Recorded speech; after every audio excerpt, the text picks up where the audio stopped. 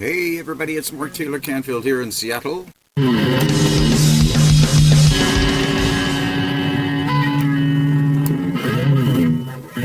Anyway, I feel a little bit like I've been playing hockey with Don Cherry. For those of you who have lived in Boston or fans of Canadian hockey, you'll know what I'm talking about. The Boston Bruins, former coach and player. But he's very controversial, and I do not agree with his political point of view, so just so you know. But there is a great film called Keep Your Head Up, the life story of Don Cherry. It's crazy. He's a crazy man. Anyway, back to the story here.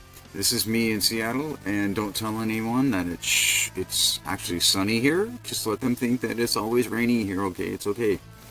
And I'm here in the studio and getting ready to do some new music, and hoping to be working with Jack and Dino soon. And wow, doing another audition for NBC's The Voice or something. I don't know why I do things like that. But anyway, good things have been happening. Saw some great music here just recently. Some really good bands in Seattle. So the scene is getting better and better. The Showbox and the Crocodile and Numos and all those places are still rocking. Good places to see rock and roll in Seattle, especially rock and roll, but other forms of music as well.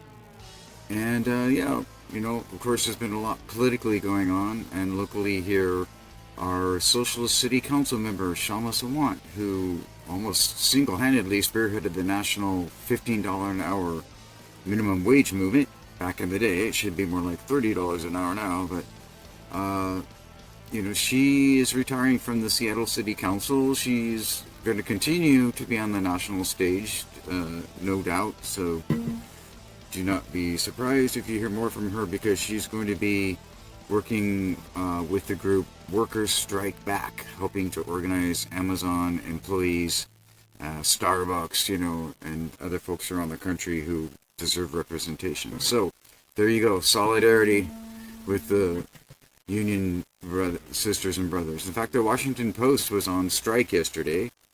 So, yeah, I hope you didn't read the Post yesterday.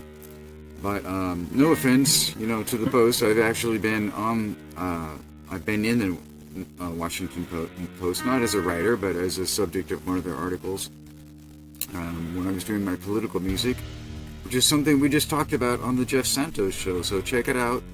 I'll be doing more of that. We took a break through the winter here, but Jeff Santos' show on the Revolution Radio Network is really great. He has a lot of great guests on, like Harvey K, Professor Harvey K, Professor Emeritus of History, and also Professor John Shelton, and some other really great people. Also some politicos and activists and political representatives. So it's a great show if you want to hear about politics in America, and he tells it like it is. So it's one of those shows where, like, whether you agree or not, you know that you're going to hear an honest point of view. So that's kind of rare these days, where, you know, I just wrote an article not long ago for Truthout. By the way, I have a new article up at Daily Kos about the deaths of journalists in Gaza, which is really sad. But I have an article at Truthout about the United States being ranked 45th in the world in terms of press freedom by Reporters Without Borders on their World Press Freedom Index, which, you know, most Americans don't even know exists, including 90% of the members of Congress don't even know that that index exists. I think freedom of speech and freedom of the press is just taken for granted in the United States when actually media monopolies and very wealthy people are controlling a lot of our media that we see now. So it's very skewed, and a lot of voices are not being represented. So can you say that that's all free speech, or is it, you know, a monopolized speech?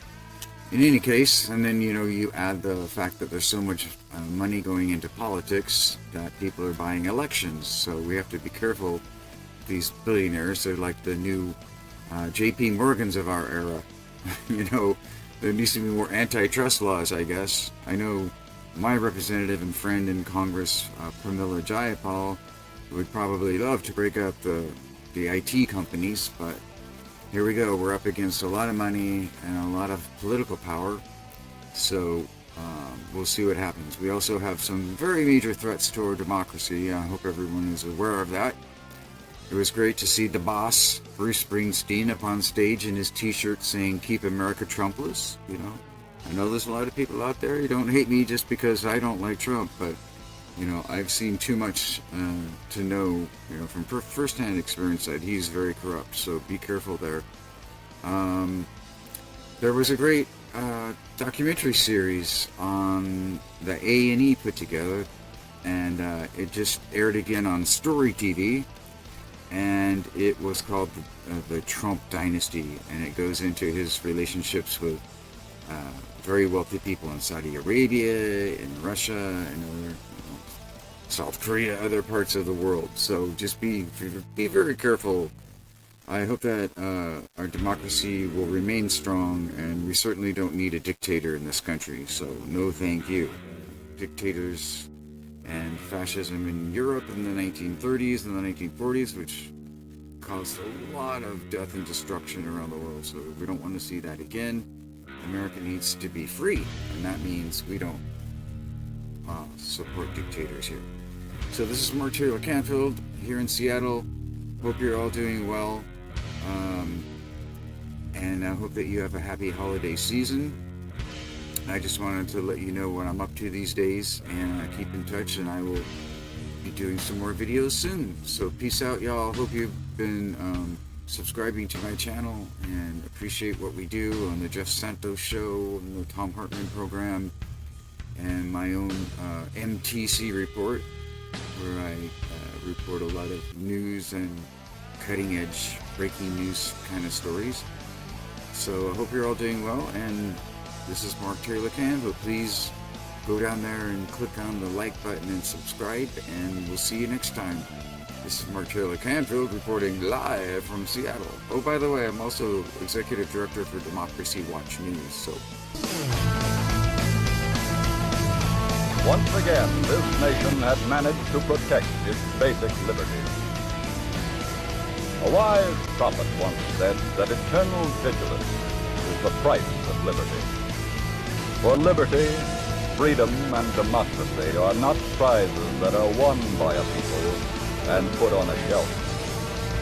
No people ever win permanent possession of these prizes. For liberty, freedom, and democracy are given only to those who first fight to win them, and then keep fighting to protect them.